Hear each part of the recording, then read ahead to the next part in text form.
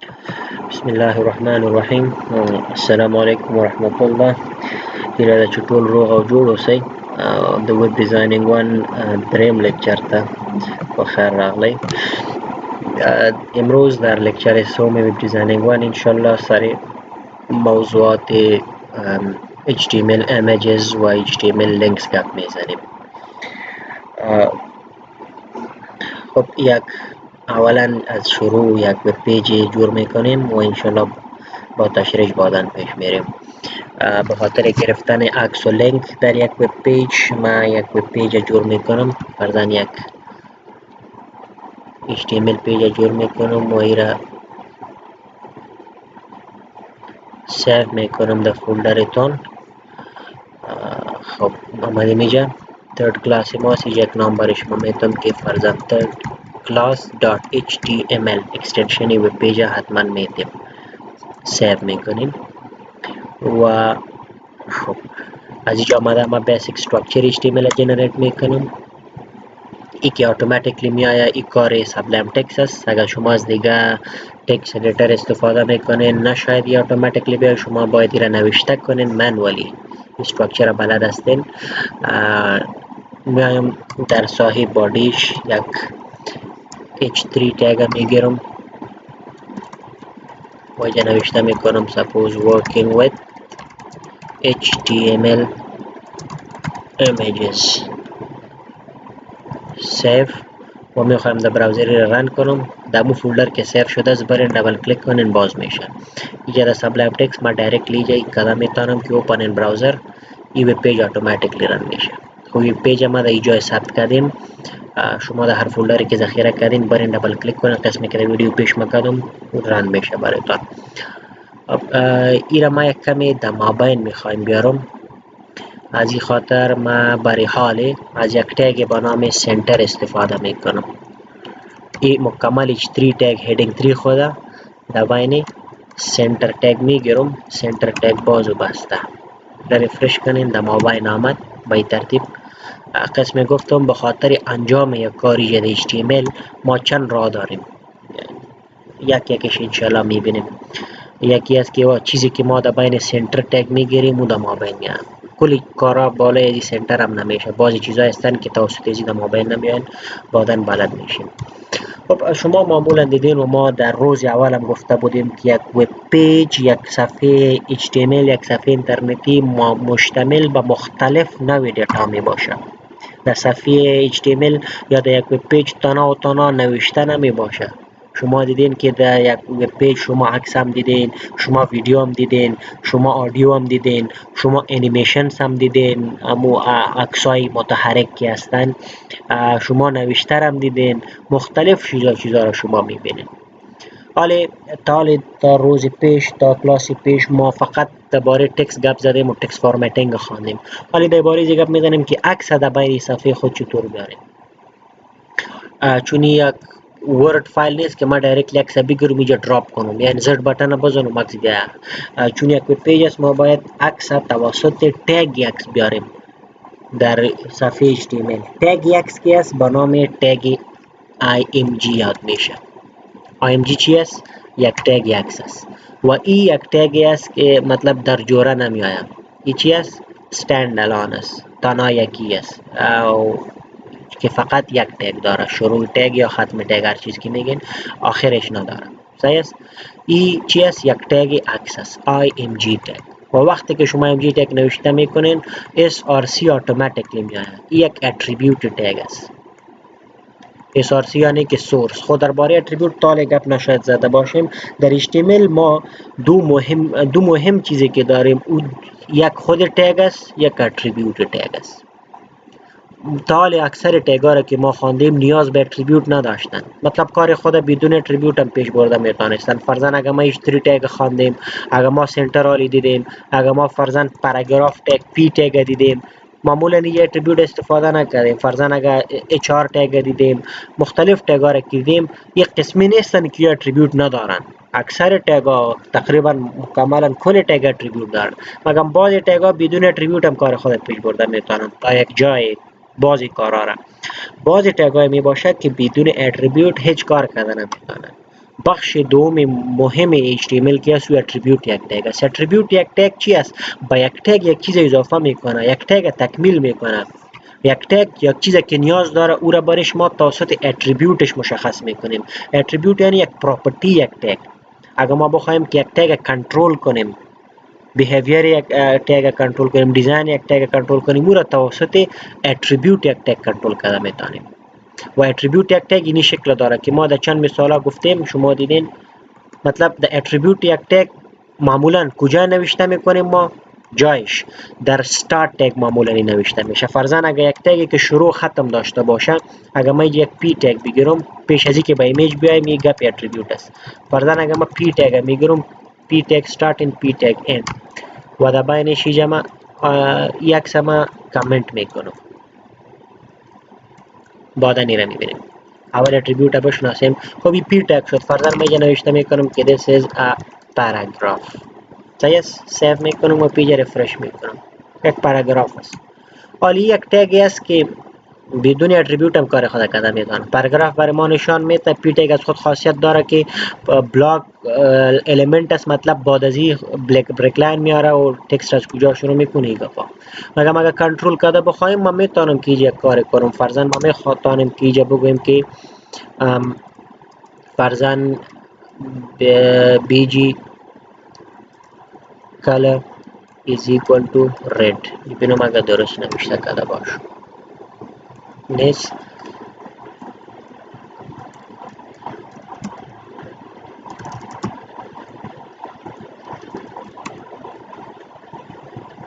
خب این اتریبیوت پراپرتی د CSS شاید کار کنه. اینجا یک پراپرتی دیگه ما استفاده میکنم. فرضاً میگم که align to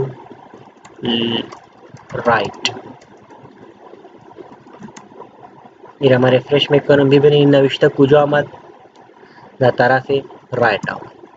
فرضاً اگر من نوشته میکنم که align to center، save و ریفرش، نوشته در مابین میاد. اگر من نوشته میکنم که align to left، save و ریفرش، نوشته در کجا میاد؟ در طرف راست چپش میاد. یا را ما میگیم که ما یک تگ کنترل میکنیم، یک معلومات اضافی را برش میدیم که دیگه چه خاصیت این تگ داشته باشه. خاصیت های شما کنترل میکنیم توسط این تگ ها ما این کار کرده میتونیم.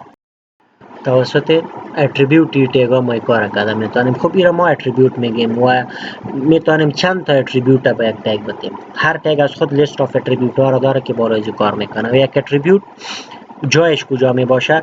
فرضاً اگر این یک تگ باشه پی تگ، که شروع پی تگ است و این ختم پی تگ است. کل اتریبیوت ها را که ما نوشته میکنیم در شروع یک تگ نوشته میکنیم. در ختم تگ ما هیچ کدام اتریبیوت نوشته نمیکنیم. صحیح است؟ به این ترتیب ما این کار کرده میتونیم. و یک اتریبیوت که از شکل عمومیش است که اول خود نام اتریبیوت یا نام پراپرتی میآید. این را ما پراپرتی میگیم یک اتریبیوت. بعداً ایکوال ساین و بعداً ولیو. کی ولیو هر تگ قسمی که گفتم از خود لیست آف اتریبیوت ها داره، لیست آف پراپرتیز داره و هر پراپرتی از خود لیست آف ولیوز داره. فرضاً ما میتونم بگم که پی تگ لیست آف پراپرتی اتریبیوتش الاین اتریبیوت میتونه دی کار کنه. فرضاً فونت فامیلی اتریبیوت، فرضاً هایت اتریبیوت، فرضاً ویت اتریبیوت، فرضاً سایز، این اتریبیوت ها شدن. باز اگر ما یک اتریبیوتش میگم فرضاً الاین، کدام ولیو ها ما برای زیاده میتونم یا الاین طرف چپ میکنم یا طرف راست میکنم یا در مابین میارم یا چی هستن؟ لیست آف ولیوز. خب این را ما قسم میمانم. حالی وقتی که در ایمیج گپ میزنیم میخواستم یک ایمیج بیارم. اینجا قسم گفتم یک تگ است به نام img که عکس میاره. بعداً اتریبیوتش عکس، کدام عکس؟ این فقط این را دیفاین میکنه img که عکس باید باشه در این ساحه وب پیج ما. صحیح است؟ این که کدام عکس از کجا بگیریم؟ ما نیاز به یک اتریبیوت src داریم. src مطلب source of the image، که عکس ما از کجا باید بگیرم. اینجا ما مکمل ادرس یا پات یک عکس میتونم، یک یو آر ال بوده میتونه خودش. در کلاس پیش ما درباره یو آر ال گپ زدم. یا ما پات میتیم بریزیم. فرضاً چطور؟ اولی که صفحه را third class.html که ما جور کردم در اینجا ما ذخیره کردیم. ببینید third class.html. حالا میخوایم که در این صفحه در این وب پیج ما یک عکس نشان بدم. من میتونم از هر جایی که از اینجا عکس بیارم، مگم خوب پرکتیسی است که جایی که صفحه ماست، جایی که پراجکت ماست، جایی که وبسایت ماست. فرضاً اگر بگویم که فولدر وبسایت ماست آنلاین کلاس، در اینجا مختلف صفحات وبسایت ما دارم، عکس‌ها را هم باید و دیگر ریسورس ها را هم باید ما در همین فولدر باید بیارم برش. و دیگه ما از هر جایی گرفته میتونیم. خب اول ما میارم که از اینجا چند تا عکس را بیارم. این مکمل فولدر عکس را ما اینجا کپی میکنم، در فولدر میارمش. سیو کنترل وی. صحیح است. از اینجا فرضاً من یک عکس میگیرم و بیرون میکشم اینجا. صحیح است. حالا این عکس میخوایم که در داخل صفحه بیارم. نام صفحه ما thirdclass.html است. نام عکس کی است؟ crease_face.jpg است. ولی در این صفحه ما کوڈ که نوشته میکنم به ترتیب میخوایم عکس بیارم. سورسش کجاست؟ ما دایرکتلی وقتی که عکس در هم یک فولدر، در هم یک دایرکتری با صفحه باشه، ما دایرکتلی نام عکس نوشته میکنیم و این کفایت میکنه. در یک دایرکتری مطلب که در فولدر آنلاین کلاس خود صفحه هم است که میخوایم دو عکس بیارم و خود عکس هم است که در این صفحه باید بیاید. این صفحه اگر در بین این صفحه من فقط نام یک عکس نوشته کنم بازی شناسایی میشه. مطلب من فقط اینجا نوشته میکنم که crease_face.jpg. سپل باید دقیق باشه. اینجا ما در سپل مستیک کرده نمیتونیم.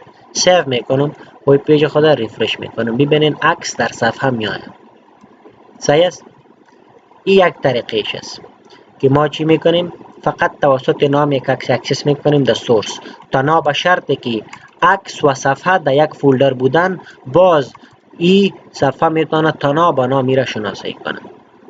خب اگر فرضاً عکس در یک فولدر باشه، قسمی که اینجا در این صفحه میخوایم که عکس از داخلی فولدر اکسس کنم. در داخلی فولدر ما چند تا عکس را دارم. فرضاً میخوایم که این عکس اکسس کنم. صحیح است. به نام images baz2.jpg است. این کارش چطور کرده میتونم؟ اینجا من باز یک عکس دیگه را میخوایم بیارم img و src شم میخوایم دیفاین کنم. سورس عکس از کجا باید باشه؟ قسمی گفتم. حالا اگر من تنها نام یک عکس میتونم کار نمیکنه. فرضاً ببینید ما نام یک عکس کپی میکنم و میایم اینجا پیست میکنم، سیو میکنم و ایرا ریفرش میکنم. ببینید این قسم یک آیکون آمد. کرپتد پیکچر وار آیکون که می باشه. عموما شما در نت که استفاده میکنین یا عکس مکمل لود نمیشه، نت ضعیف می باشه، عکس وجود نداشته می باشه، قسم یک آیکون میاد کرپتد ایمیج. این میاد. چرا میاد؟ به خاطر ازی که این عکس در داخل این فولدر میپالد در جایی که این صفحه است. این صفحه در اینجا است. ما تنها نام عکس دادیم در اینجا میپاله و در این فولدر به این نام عکس وجود نداره. از این خاطر به این شکل کرپتد ایمیج میاد. اگر وجود می داشت باز می گرفت، قسمی که عکس گرفت. حالا ما باید این صفحه را راهنما کنم که به خاطر گرفتن این عکس در کجا باید بره. ما باید برش میگم که اول باید در همین فولدر که است باید در داخل یک فولدر با نام پکس بره. این کارش تو میکنم که ما میگمش که پکس فولدر است، در داخلش باز یک عکس است با نام این نام. این ما یک پات جور کردیم. ببینید و پات از کجا شروع کردیم؟ از خودی صفحه، جایی که صفحه ماست. درست است. از خودی صفحه که شروع میکنم میگمش که اول داخل پکس بریم و باز در پکس که رفتیم ما ای images2.jpg را گرفتم میتونم. حالا اگر سیو کنم ببینید پیج ریفرش کنم عکس میگیره. اگر فرضاً بخوایم که از اینجا یک عکس بگیرم، ببینید اینجا این عکس هارس که است، این را ما میخوایم بگیرم. این را چطور گرفته میتونم و در کدام صفحه میگیرم؟ این را در این صفحه. ما باید مکملی را راهنما کنم. ببینید ما یک img تگ دیگه را میگیرم. img src سورسش کجاست؟ اول از اینجا شروع میکنم بای دیفالت، چون در این صفحه ما کد نوشته میکنم. اول میگمش که در فولدر پکس بریم، پکس سلش. در داخل فولدر که آمدیم با نام مای پک یک فولدر دیگه سوجا بریم، مای پک سلش. سلش که میمونه مطلب داخل. اینجا با نام هورسز یک فولدر است، باید اوجا بریم. هورسز سپل باید دقیق باشه. سلش. داخل از این که آمدیم یک عکس از با نام horse.jpg. horse.jpg سیو میکنم و را شما ببینید وقتی که رفرش کنم این عکسی هست میآید. صحیح است. ایرا ما چی میگیم؟ پاتی میگیم. پات یک فایل، یک عکس یا هر چیز که بود. این پاد دادن برای در کل وب پیج برای هر قسم تگی که ما پات نیاز داریم امی یک قانون داره به شکلی که ما براتان گفتم. اگر ریسورس عکس بود هر چیزی بود دمی فولدری بود در فولدری که خود صفحه ماست اسم کی است تانا نام میتیم. اگر در دیگه فولدری بود که در فرضاً دمی فولدر دیگه فولدر هستن در داخلش باز این قسم ما رو فالو میکنیم. اگر مکملا هیچ در فولدر نبود فرضاً یک عکس است که در دسکتاپ است، یک عکس است که در پیکچرز فولدر است، صحیح است؟ یا فرضاً یک عکس است که مکملا در یک درایو دیگه است. فرضاً ما میایم که در ای درایو در ایمیجز فرضاً میایم که اینجا یک عکس از اینجا میگیرم، درست است؟ فرضاً این عکس میخوایم بگیرم، باز چی میکنیم که هیچ دو فولدر با فولدر ربطی نداره، باز مجبور هستیم که ما کامپلیت لوکال پات برش بدیم، یعنی img میگیرم و اگر شما بیاین این عکس میخواین بگیرین مکمل پات فولدر باید شما بدین. او را چطور میتین؟ یا مکملا از خود نوشته کنین یا در فولدر که استاد هستین در ادرس بار بیاین کلیک کنین ببینین مکمل ادرس میایه از ای درایو شروع. این را ما کپی میکنم این مکمل ادرس و میایم اینجا پیست میکنیم. همو قسم ادرس هستی هم ببینین اول ای از درایو شروع است که در ای درایو بریم، باز در فولدر با نام ویدیوز این ایمیجز بریم، باز در فولدر با نام ایمیجز بریم، باز در فولدر با نام انیمالز بریم و داخل که رفتیم باز در داخلش ما یک فایل داریم. این مکمل ایمیجز فولدر است. اینی فایل مشخص میخوایم اکسس کنم، ما نامی از این فایل کپی میکنم و یا نوشته میکنیم اینجا پیست میکنم، درست است؟ ببینید مکمل از ای درایو تا با مو فایل مکمل ادرسش دادم. اگر این را سیو کنم و این پیج خود ریفرش کنم پایین ببینید و اکسیژن میآید. صحیح است؟ به این ترتیب ما این پاتا را داده میتونیم. خب خوب کار چی است که ما هیچ وقت این قسم یک پاتا ندیم. به خاطر چی؟ به خاطر از این که اگر فرضاً ما میایم پس با مو فولدر خود جایی که اینجا فرضاً اگر ما این وبسایت ما باشه و فولدر وبسایت ما باشه، اگر این ما کپی میکنم در یک یوزبی روان میکنم یا کات میکنم برای کس روان میکنم این فولدر و اوجا در کامپیوتر خودی این فایل لود میکنه، باز اوجا همراه از او این پات در کامپیوتر از او وجود داشته نمی باشه که در ای درایو باید همه قسم فولدر ویدیو ایمیجز باشه، همه قسم ایمیجز باشه، همه قسم انیمال باشه و داخل از او عکس‌ها باشه، به خاطر که او فولدر او عکس‌ها را باز در او درایو او آدم نداشته می باشه، باز برای او لود نمیشه، برای او نشان داده نمیشه. از این خاطر خوب پرکتیس چی است قسمی که پیش گفتم که ما عکس‌ها را در داخل هم یک فولدر بیاریم اینجا قسمی که ما پیست کردم و پاتی که میتیم از این فولدر شروع کرده پات بتیم. بعدن هر وقتی که ما این فولدر بر یک کسی دیگه میتیم یک وبسایت در کامپیوتر دیگه باز میکنیم باز عکس همراه از این فولدر میره و پات در هر کامپیوتر باز کار میکنه و اگر قسم پات میتیم بازی در تنها در کامپیوتر کار میکنه، در دیگر کامپیوتر بازی پات وجود این فولدر استراکچر وجود داشته نمی باشه. یک گپ لوکال پات به دو طریقه ما داده میتونیم. دوم گپ ما میتونیم که از اینترنت هم یک آدرس بگیریم و دقیقاً کار میکنه، یک URL یا عکس از اینترنت بگیریم. حالا ما به اینترنت وصل نیستم، اگر شما وصل بودین شما فرضاً یک عکس سرچ کنین در گوگل بیاین یک عکس سرچ کنین و از اینجا از عکس مکمل پاتش بگیرین. فرضاً اگر ما زوم میکنم این پاتش نیست، سر عکس رایت کلیک کنین و اونجا ببینین لینک کاپی لینک یا عکس که باز کردین از URLش لینکش بگیرین مکمل لینک کاپی کنین به این ترتیب و بیاین اینجا شما در SRCش مکمل لینک پیست کنین سیو کنین. باز وقتی که پیج خود ریفرش میکنین شما او را دیده میتونین. حالا ببینین اون لینک درست نیست و اینترنت هم نیست. وقتی که باز اینترنت داشتین چون یک آنلاین لینک می باشه اما عکس اینترنت شما باز دیده میتونین اگر در کامپیوترتان ذخیره هم نمی بود. به این طریقه شما میتونین عکس‌ها را در روی پیجتان بیارین. درست است؟ خب یک عکس‌ها را که ما آوردیم چند تا چیزایش کنترل میکنیم که توسط HTML کنترل میشه. کنترل های بادی که هستن، فرمت عکس و چیزای بادی که هستن، خوب دیزاین باز ما در CSS کده میتونیم که موضوع بادی ماست.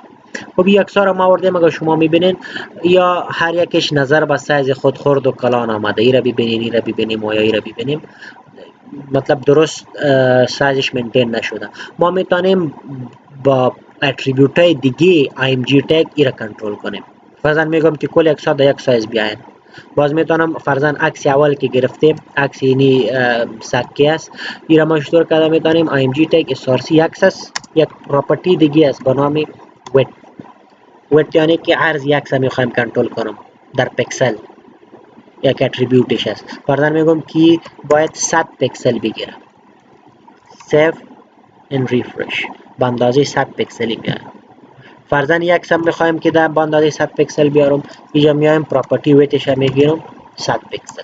این که هر چقدر کلان باشه ما که 100 پکسل گفتیم دقیقاً با 100 پکسل میاد.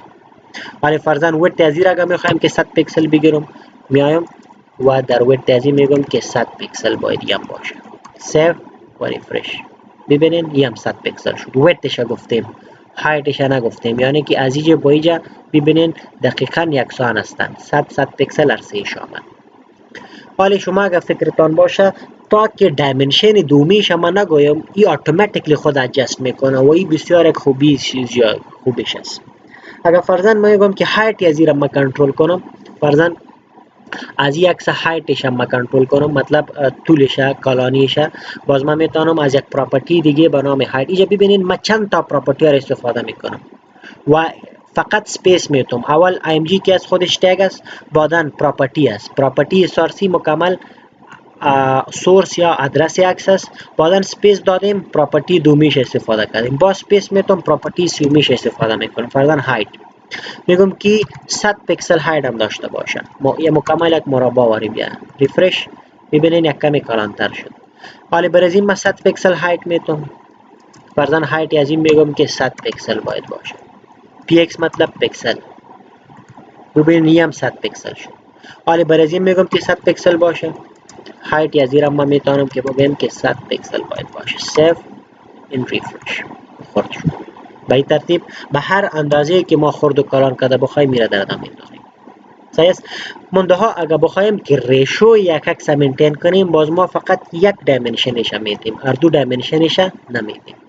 یعنی چی؟ یعنی شما یه اسب بگیرید، ما هایتش هم 100 دادیم، ویتش هم 100 دادیم. فرضاً ما میگم که ویتش 200 باشه و هایتش 100 باشه. سیو میکنم، ریفرش میکنم. ببینین این 200 شد و هایتش 100 شد. مگم کوالیتی و ریشو عکس از بین رفت. این را هر چقدر ما بخوایم کش کرده میتونم. ببینین ما این را 500 میکنم. سیو این ریفرش. مگم عکس ریشویش از بین میره. از این خاطر ما عموما یا اکثر نظر به ریشویش خرد و کلان میکنیم، به خاطر که این عکسی است، عکسی که گرفته شده بای دیفالت که هایتش زیاد است و ویتش کم است، مطلب پورتریت واره گرفته شده، لندسکیپ واره گرفته نشده. باز ما نمیتونیم که این قسم یک ویلیوی برش بتیم که اصلا او کوالیتی عکس از بین بره. باز ما معمولا به خاطر قسم عکس‌ها چی میکنیم؟ یک دایمنشنش کنترل میکنیم. فرضاً من تنها هایت میتونم، ویتش هیچ نمیتونم. به این قسم باز چی میشه که نظر به هایت ویت اتوماتیکلی سیت میشه برای عکس. فرضاً برای من هایتش مهم است که میگم که از این رده نباید برای ویتش نظر به عکس خودت سیت کو، هر چقدر که با عکس خوب معلوم میشه ریشو عکس کی است. باز ما فقط یک دایمنشنش میدیم. اگر ویتش برای ما مهم می بود، باز تا ویتش میدادم، هایتش هم میماندم، هایتش هر چقدر باشه. یک قسم کوالیتی عکس از بین نمیره. خوبی بود عکس گرفتن در HTML. دوم گپ موضوع ما که است درباره از یک سو بعداً هم با جدال گپ میزنیم. شما را گرفتم یک گپ دیگه هم که شما چطور میتونین که مووینگ پیکچرز یا انیمیتد پیکچرز بگیرین. این هم با می ترتیب میشه. یعنی چی؟ یعنی اگر ما اینجا بیایم، شما خب اینجا ما یک این قسم کپی میکنم، در می فولدری را میارم پیست میکنم، قسمی که گفتم تا که پاتش غلط نشه. یا شما ببینین یک انیمیشن واری است که حرکت داره، یک عکس ثابت نیست. اگر این باز شوالی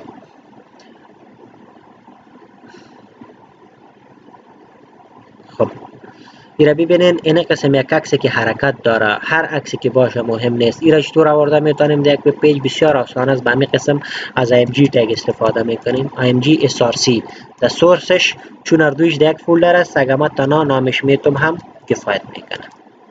کنترل v سیو و از اینجا آمده من هایت و ویتش کنترل میکنم. فرضاً میگم که هایت یازی باید از 300 پیکسل کلان نشه. ریفرش بیت. خب اگر فکرتان باشه یا هر یکیش یک دبغل دیگه میاد دیگه کار امو HTML است که میخوایم که از لاین نوی بیاید یک بیار تگ میتونم پیش از یک.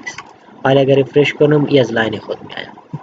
درست است. وقتی که عکستان GIF بود، GIF مطلب که انیمیشن می باشه، حرکت داشته می باشه، فقط اینجا مو نامش بدین overload.gif و این با مو شکلی موومنت خود می آید.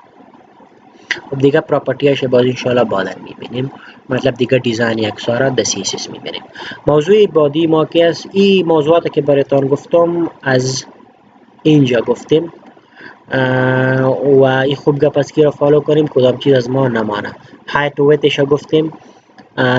فولدر دیگه اگه عکس باشه، در یک سرور یا در اینترنت اگه عکس باشه، فرضاً این قسم آدرس ما باز برش میگیم قسم گفتم یک آدرسی در اینترنت است. عکس انیمیتد اگه باشه، انیمیتد هم ما گفتیم GIF واری. لینک بعداً گپ میزنیم. یک گپ دیگه آلت یک پراپرتی یک اتریبیوت دیگه یک عکس می باشه که الټرنیتیو تکست ما برش میگیم.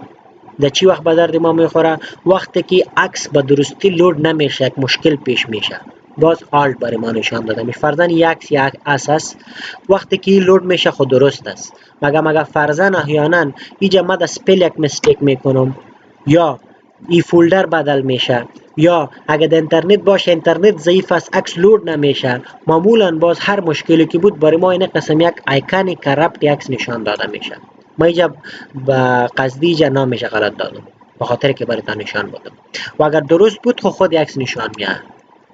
فرضاً یا اینترنت مشکل نیست یا هر مشکل دیگه که نیست. حالا اگر مشکل بود باز یک آدم باید بفهمد که چی است، اینجا چی باید می بود که حال نامد است، او را باز ما در الټرنیت تکستش داده میتونیم. اینجا در IMG تگ ما یک پراپر اتریبیوت به نام آلت داریم. آلت چی میکنه؟ الټرنیت تکست. فرضاً ما اینجا نوشته میکنم که هورس ایمیج هورس پک تایست سیو میکنم. ببینید وقتی کلمه رفرش کنم اینجا چی میاد؟ هورس پک. همون نوشته که میآید اگر عکس وجود نداشته باشه، عکس به درستی نبیاد. اگر عکس میآید فرضاً اینجا من پس این را درست میکنم نامش خب عکس میآید. ببینید مگه بنابر هر دلیلی که یا اینترنت ضعیف بود یا عکس پیدا نشد یا دیلیت شده بود یا فرضاً این آدرس غلط شده بود، فرضاً اینجا یک چیز ما اضافه میکنم، باز چی میآید؟ باز متنی که ما در IMG تگ نوشته کردیم در آلت اتریبیوت، اینجا هر چیزی که دلتان از سوچ نوشته کنید الټرنیت اون میآید. باز درست است. خب دیگه موضوع ما چی است؟ لینکس است در HTML. لینک شما معمولا یک بخش مهم یک صفحه اینترنتی یا یک وب پیج می باشد که او را ما چی میگیم؟ لینک میگیم که ما میتونیم مختلف صفحات اینترنتی را با هم وصل کنیم و لینک با هم بدیم که از یک صفحه به دیگه صفحه ما رفته بتونم. به خاطر از این ما از یک تگ استفاده کرده میتونیم به نام لینک انکر تگ. فرضاً ما میگم که ما از این صفحه که صفحه سیومی ما third-class.html است اینجا یک متن داشته باشم که سرش کلیک کنم مرا ببره به صفحه کلاس پیشی ما، سکند کلاس که ما جور کرده بودیم، اینی کلاس بیره در کلاس پیش ما کار کرده بودیم. حالا این دو کلاس هم میخوایم با هم لینک کنم که از این صفحه ما به او رفته بتونم و از این صفحه ما به این رفته بتونم. معمولا در اینترنت و در وب پیج و وبسایت ها یک چیزی بی نهایت مهم است که کلش همین کارا میکنیم که صفحات با هم وصل میکنیم. این کارا که میکنیم از انکر تگ استفاده میکنیم. انکر تگ یعنی که این شکل عمومیش است. فرضاً اینجا من یک چیز نوشته میکنم که سکند کلاس. ببینید سیو میکنم من و این را من ریفرش میکنم. اینجا آمد سکند کلاس و با شکل چی آمد؟ لینک. به خاطر که این سکند کلاس آمده بین چی نوشته کردیم؟ در بین انکر تگ نوشته کردیم. انکر تگ شروع، انکر تگ ختم. و این انکر تگ مطلب که لینک تگ است، از خود یک اتریبیوت داره به نام href. href اتریبیوتش چی کار میکنه؟ آدرس برای ما نشان میده. قسمی که اوجای سورسی بود سورس به خاطر یک از او استفاده میشه، به خاطر لینک از href استفاده میشه. حالا اگر من سرزی کلیک میکنم ببینید لینک است مگر ما را جای نمیبره به خاطر که href از خالی است. ما نگفتیم که وقتی که کلیک کنیم کجا ببره ما را.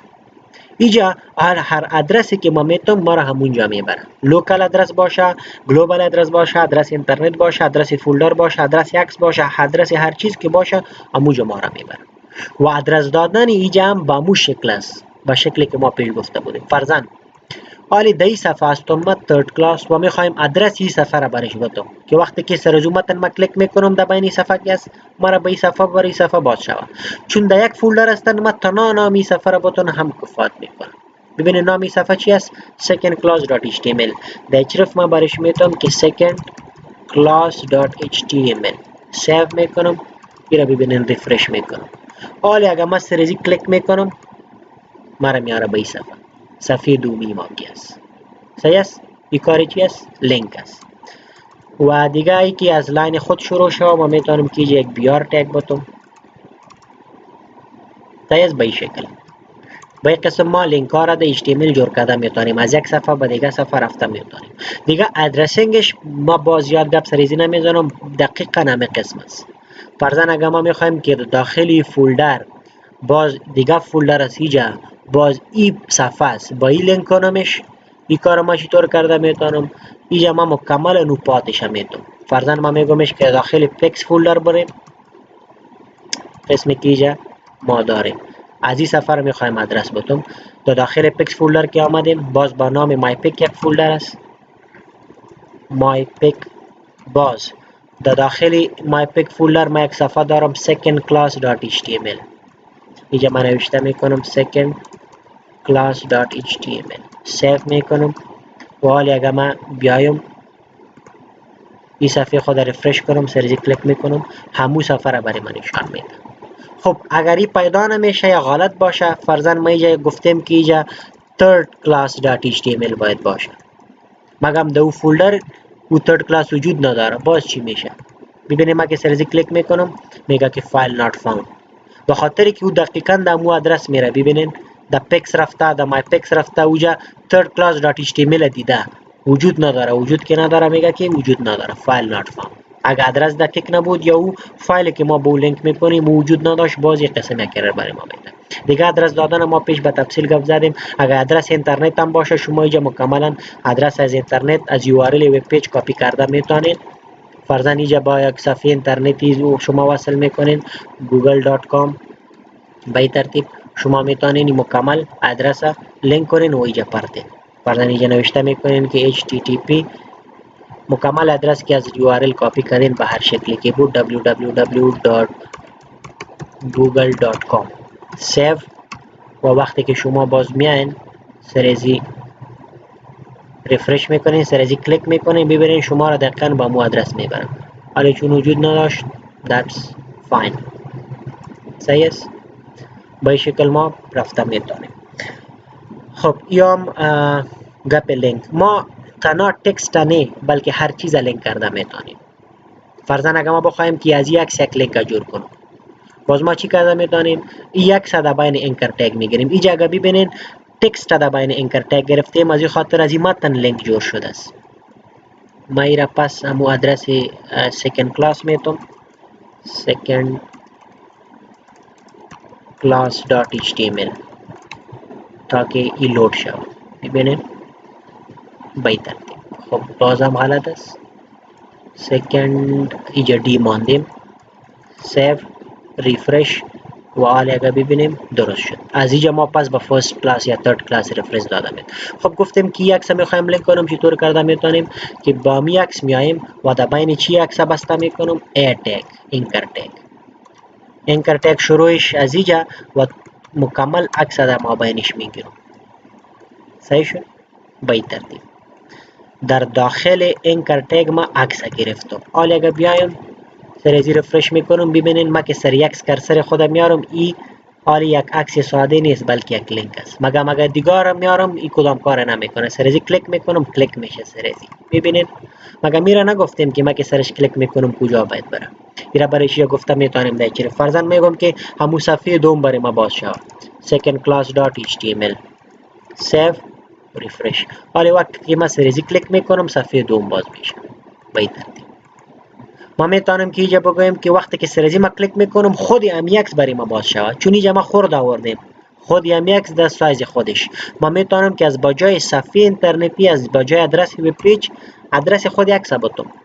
خود عکس ما با کدام نام بود؟ chrisface.jpg و چون که دمی صفحه از باز میشه. ببینید وقتی که سریزی ما کلیک میکنم خود عکس باز میشه. یک قسم ما لینک ها را دارده میتونیم با یک ریسورس، با یک عکس، با یک وب پیج، با یک صفحه اینترنتی، با هر چیز که ما بخوایم یک لینک داده میتونیم. خب یک پراپرتی دیگه اینکر تگ میبینیم بعدن ختم میکنیم. با نام تارگت ما یک پراپرتی داریم. وقتی که شما میبینین ما که فرضاً میایم با این لینک این صفحه را باز میکنم، این صفحه که ما لینک کردیم باز که میشه، در کجا باز میشه؟ ببینید در داخل امی صفحه که صفحه اول ما باز بود، این صفحه ما که باز است، صفحه سوم ما که سر از کلیک میکنم ما را میبره به صفحه دیگه. مگم این صفحه دیگه در کجا باز میشه؟ در داخل امی تب باز میشه. او صفحه که پیش بود او گم شد، ای پیدا شد. به خاطر ازی ما این کار کردن میتونیم که تارگت برش نشان بدیم که این صفحه را برای ما باز میکنی، در کجا باید باز کنیم. برای این تارگت ما چند تا ولیو داده میتونیم. شما بیاین اینجا در تارگت پراپرتی اینجا ببینین اندرسکور بلانک است، اندرسکور سلف است، پرنت است، تاپ است و نام فریم است. حالا پرنت و تاپ و نام فریم نو کار کردن میتونیم به خاطر که فریم ها را نخواندیم. وقتی که خواندیم با شما میفهمین. این دو تایش برات کار میکنم، بلانک و سلف. وقتی که ما اینجا در تارگت اندرسکور بلانک نوشته میکنم، حالا ببینید این ریفرش میکنم. وقتی که سر لینک ما کلیک میکنم این صفحه باز میشه. مگم در کجا باز میشه؟ سری ببینید. میبینید در تب نو باز میشه. صفحه پیش ما در تب خود مانده است. ببینید ما باز سرش کلیک میکنم، او صفحه باز در تب نو باز میشه. هر بار که ما سریزی کلیک میکنم در تب نو او لینک برای ما باز میشه. این کاری چی است؟ بلانک. وقتی که ما در تارگت اتریبیوت یا لینک بلانک نوشته میکنیم. و اگر وقتی که ما بخوایم که دمی صفحه باز شود که بای دیفالت هم قسم میشه، باز ما سلف نوشته میکنیم. ببینید ما این صفحه را رن میکنم و سریزی ما این سیو نشده است. این صفحه را ما سیو میکنم و آلی ریفرش میکنم، سریزی ما کلیک میکنم. پس دمی صفحه دمی تب باز میشه.